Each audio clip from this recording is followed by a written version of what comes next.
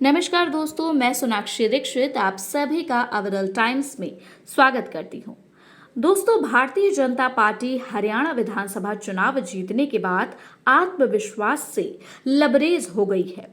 BJP अब ऐसे homework को पूरा करने का प्रण ले रही है जो सालों और दशकों से पार्टी नहीं कर पाई है। खासकर आडवाणी वाजपेयी युग में भी जो काम बीजेपी नहीं कर सकी थी, वह काम प्रधानमंत्री नरेंद्र मोदी और होम मिनिस्टर अमित शाह की टीम कई बार प्लान कर अंजाम तक पहुंचाया है। इसका ताजा उदाहरण हरियाणा चुनाव है। बीजेपी यूपी में अब अखिलेश यादव की समाजवादी पार्टी के अभेद्य दुर्ग करहल को भेदने की रणनीति बना रही है। इसको हरियाणा वाले फॉर्मूले से ही मात देने का प्लान है।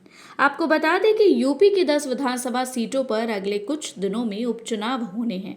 हरियाणा जीत से उत्साहित बीजेपी को लगने लगा है कि जब हरियाणा में गैर जाट वोटों को साधा जा सकता है, तो करहल में मुस्लिम यादव समीकरण को साधना कौन सी बड़ी बात है। ऐसे में करहल को साधने के लिए बीजेपी के चाणक्य कहे जाने वाले अमित शाह भी सक्रिय हो गए हैं। रविवार को ही दिल्ली में पार्टी के अध्यक्ष जेपी नड्डा, गृह मंत्री अमित शाह, सीएम योगी आदित्यनाथ, यूपी प्रदेश बीजेपी अध्यक्ष की मौजूदगी में मीटिंग हुई है। सपा मुखिया अखिलेश यादव के इस्तीफे के चलते करहल में उपचुनाव होना है। 2 दशक से यह सीट सपा का अभेद्य गढ़ कहा जाता है। इस दौरान बीजेपी सहित कई विपक्षी पार्टियां एसपी को लड़ाई तो दूर कभी मजबूत चुनौती भी नहीं दे पाई। लेकिन इस बार बीजेपी इस किले में ऐसी घेराबंदी कर रही है जिससे सपा की नाक का सवाल बनी करहल के दुर्ग में सभी सपाई दिग्गजों को घेरा जा सके। इसके लिए बीजेपी जातीय लिहाज से मजबूत प्रत्याशी सपा के सामने उतारने की तैयारी में है। सपा ने मैनपुरी के पूर्व सांसद तेज प्रताप यादव को टिकट दिया है। बीजेपी अब ऐसे होमवर्क को पूरा करने का प्रण ले रही है जो सालों और दशकों से पार्टी नहीं कर पाई है। वहीं बीजेपी के टिकट दावेदारों की लिस्ट बहुत लंबी है, लेकिन बीजेपी आला कमान चुनावी मैदान में वैसे उम्मीदवारों को उतारने की रणनीति में जुटी है जैसे यादव के 40% और मुस्लिम के 5% वोट बैंक के साथ साथ अन्य जातियों के 55% वोट भी पसंद करते हों। इस लिहाज से देखें तो लंबे समय से हाशिए पर चल रहे स्वामी प्रसाद की बेटी संघमित्रा मौर्य को प्रत्याशी बना सकती है।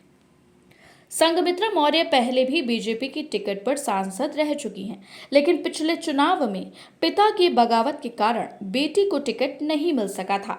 बीजेपी गैर मुस्लिम यादव वोट बैंक को साधने का प्रयास में लगी है। बीजेपी इसके अलावा भी मुलायम सिंह के सामने चुनाव लड़ने वाले पुराने भाजपाई प्रेम सिंह शाक्य को चुनावी मैदान में उतार सकती है।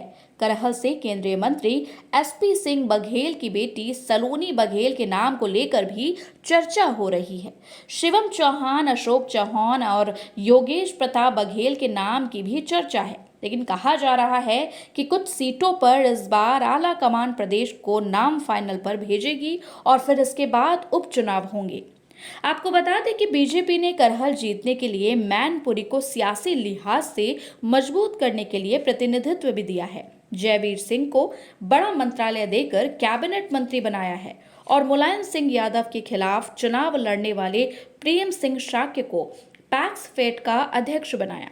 लेकिन यह सीट अब भी बीजेपी के लिए चुनौती बनी हुई है। करहल में अगर जातीय समीकरण के लिहाज से अगर देखा जाए तो कुल वोटरों में लगभग 40% यादव हैं और लगभग 5% मुस्लिम। सपा के इस लगभग 45% कोर वोटरों के साथ मजबूत स्थिति में है।